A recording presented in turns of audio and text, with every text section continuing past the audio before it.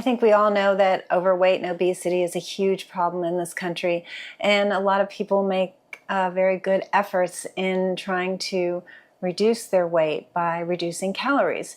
There's a concept known as adaptive thermogenesis, which basically just speaks to the fact that as you lower your calories, your metabolic rate goes down, and then you stop losing weight, and then you get frustrated, so it's very easy for weight to come back down.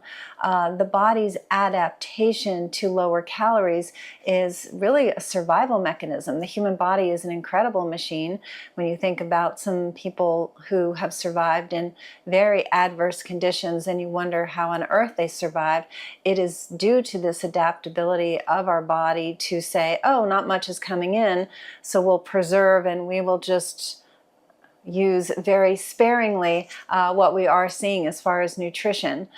So if you're used to a certain calorie level and you decrease it by too much, you can have this adaptive thermogenesis, which is just the burning of calories, happen to you, so your body decreases your metabolism to compensate for less calories, which of course is what we don't want it to do, but unfortunately it does that as a survival mechanism. So don't get depressed. There's real things to do, because what are we trying to do? We're trying to eat. We want to be satiated. That's the big issue. I hear from patients all the time, I'm not really satiated with what I'm eating, so then I eat more. Of course, you still feel hungry, you're not satisfied.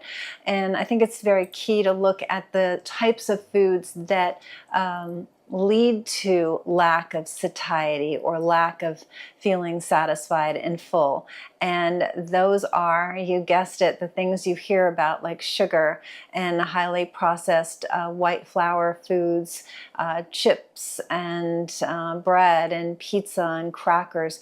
These foods are known, and as a matter of fact, the manufacturers very much are excited about the fact that when you want a little bit, you end up eating quite a bit, because of course then they sell more of their product. But those highly processed refined foods, not just sugary but high starch refined foods, will decrease satiety and increase cravings.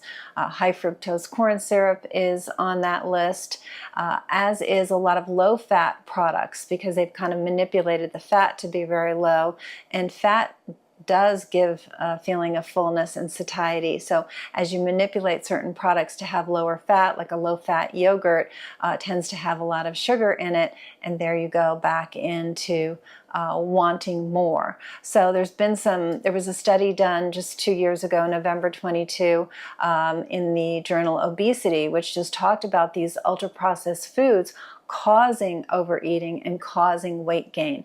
So they are these highly palatable foods that we love to eat and we crave, but are absolutely not your friend. So getting back to real food, and that is not processed. It's the way Mother Nature made it. So the difference between a sweet potato or a potato and potato chips. Now, potatoes can be a little bit of a raising the glucose for certain people, so I like sweet potatoes a little bit more, but you get the idea. The difference between eating an orange and drinking orange juice, huge difference, because you've lost all the fiber that's part of the orange, and you're just down to the juice, and you're really going to spike your blood sugar.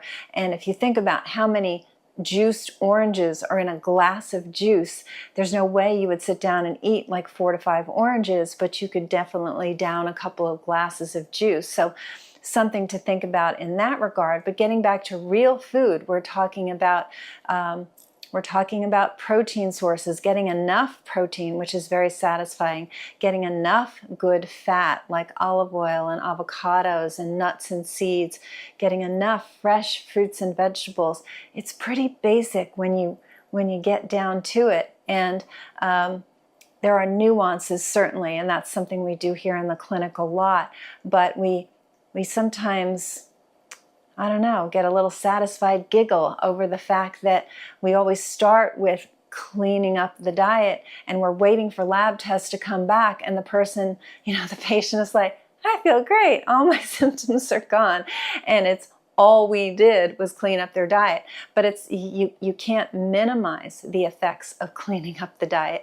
And sometimes patients are a little confused by that. It's like, well, wait, how could this happen? Like, I was just doing this diet change, you know? How could it be so significant? And it's like, that is a lesson we've learned, and that is something, as we train new clinicians in root cause medicine, it's like you can't jump over that. You can't forget that. You can't not give this enough credit, because it's everything. And then, okay, there's the nuances of your genetics, and you've had a lot of malabsorption and maldigestion, or you've had a lot of constipation and your hormones are really askew. Okay, then we get to all of that, certainly. But what I wanted to talk about today is some real basics that you can do right away. And drink enough water and exercise, of course, got to throw that in. But I just wanted to speak to the findings in this study and the fact that your body, unfortunately, as you really decrease the calories, adapts to that pretty quickly, and you can get very frustrated. So the moral of the story is it's not so much calories as it is what you're consuming. And a bit lower calories if you're overeating, you won't feel dissatisfied by that if you're eating real food.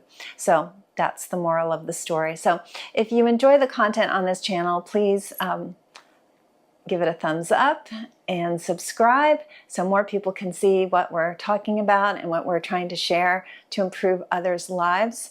And if you want help, in the description of this video is a way to contact the clinic, and then we can help you, and I look forward to it.